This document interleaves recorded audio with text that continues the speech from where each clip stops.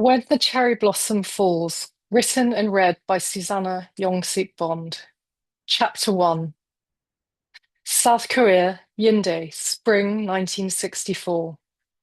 It was the perfect day to forsake a child. After just 5 days and 5 nights, it was time.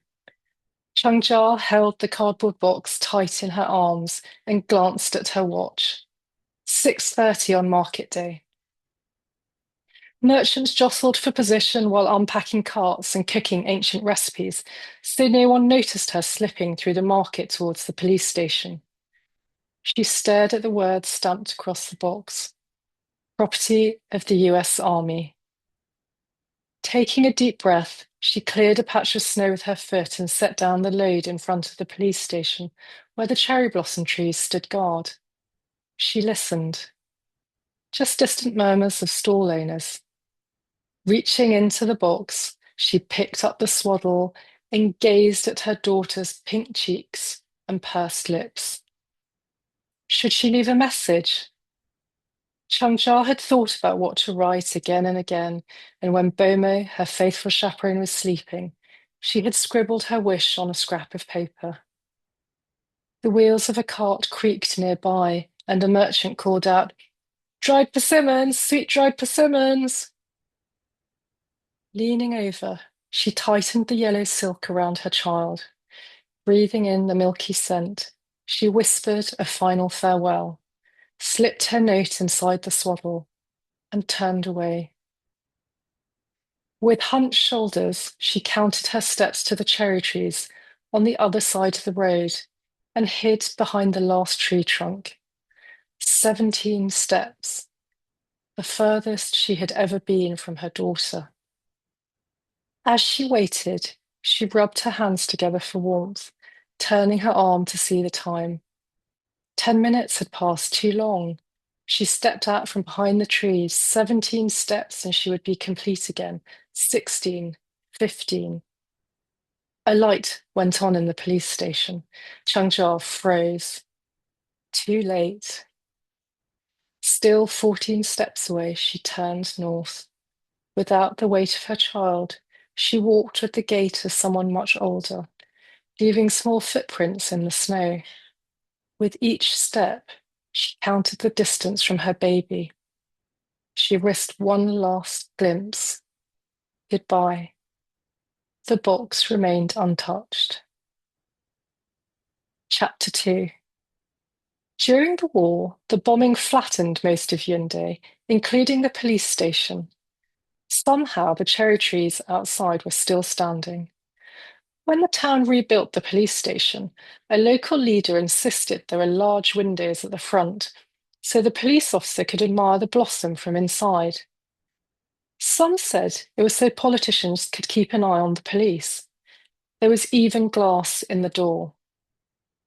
Sergeant Choi sat alone in the darkness at the back of a police station, away from the windows. Another uneventful night shift completed. As the opening bars of the Beatles' "I Want to Hold Your Hand" crooned out of the old radio, he sprang out of his chair and hit the off switch. The song was his wife Yumin's favourite. They listened to it every day of her pregnancy, imagining them both holding hands with their child. But for the last 3 days, their home had stood silent. He didn't bother settling back into his battered chair. It was nearly 7 a.m., only half an hour before he could pass control to the day shift. Instead, he smoothed his crumpled shirt and pulled on his navy jacket, doing up each gold button in turn. After flicking on the lights, he made his way to the front of the station and stared out of the window. His swollen eyes saw nothing but his wife, Yumin, alone in their garden, standing in front of the bunjai tree. His eyes adjusted to the light, but he took no pleasure from the fresh snow sparkling on the cherry trees. He stared at the barber's shop opposite as he ran his hand over his hair, trimmed by his wife. The barber was running late. The lights were off, its clothes sign hanging at an angle. As he stepped away, something caught his eye through the glass. A box on the step. He blinked to the words printed on the top, property of the US Army. He couldn't let the day shift realize he had slept through the doorbell, so he unlocked the door. There was something about the brown box. Someone had taken the time to clear the snow around it. Had a thief changed their mind? Small footprints trailed north in the snow. Sergeant Choi opened the cardboard flaps and peered inside. He lurched back, catching his heel on the doorframe. Was this a prank from the US soldiers in town? It wouldn't be the first time. A cruel joke by vindictive colleagues. He drew in a deep breath.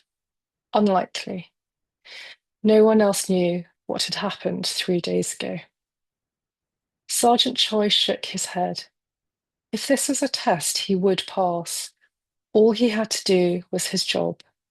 The Hyundai police captain dealt with colleagues breaching laws as harshly as the most hardened criminals. Instead of the habitual handover to the day shift, where one sergeant nodded to the other in silence, he would inform his colleague of the incident and file the paperwork. He had a crime to report and an infant to care for. It just wasn't his. His eyes darted around, analysing the scene and taking in the pristine snow, undisturbed apart from a single track of footprints. The infant gurgled. He gazed at the skin, alabaster against the yellow swaddle. Who abandoned a child in this weather? He touched the baby's cheek. The skin soft and warm against his rough fingers, its pink lips turned towards him, searching for milk. He was the sole police officer on site until 7:30 a.m., so he was responsible for the foundling's paperwork. Frowning, he turned to check the barber's shop. It was still in darkness. No one had witnessed him picking up the box, and without him, there would be no record of the child. The trail would go cold at the police station.